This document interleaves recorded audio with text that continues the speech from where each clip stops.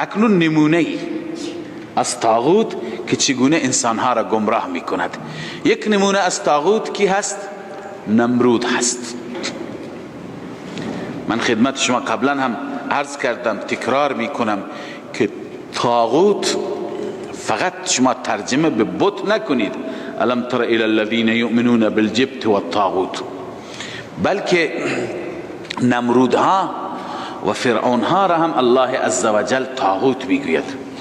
هر اون انسانی که در دنیا ادعا بکند که دستور من عمل کنید، دستور خدا را نه، قانون من، قانون کشور من، قانون اساسی من، قانون کابینه من، نه قانون خدا، این قانونش با قانون خدا در چی باشد؟ در تعارض باشد، این طاغوت است. انسان نباید از او فرمان ببرد.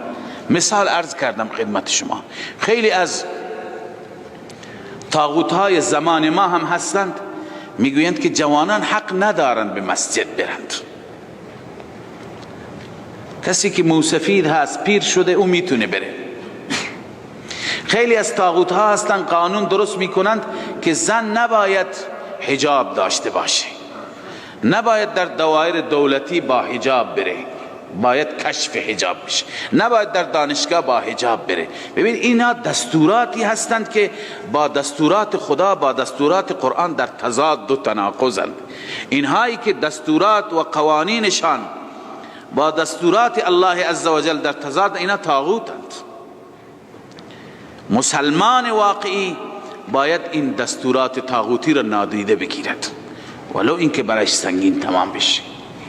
لذا هر کسی که دستورش خلاف دستور رب العالمین باشد، اون طاغوت است و مردم را مجبور بکند که قانون خدا نه، قانون من، اون چی که قرآن گفته نه، اون چی که من میگم، این طاغوت هست. الله میفرماید والذین کفروا اولیاؤهم الطاغوت، کسانی که طاغوت هم حامیشون باشد، یخرجونهم من النور الى الظلمات.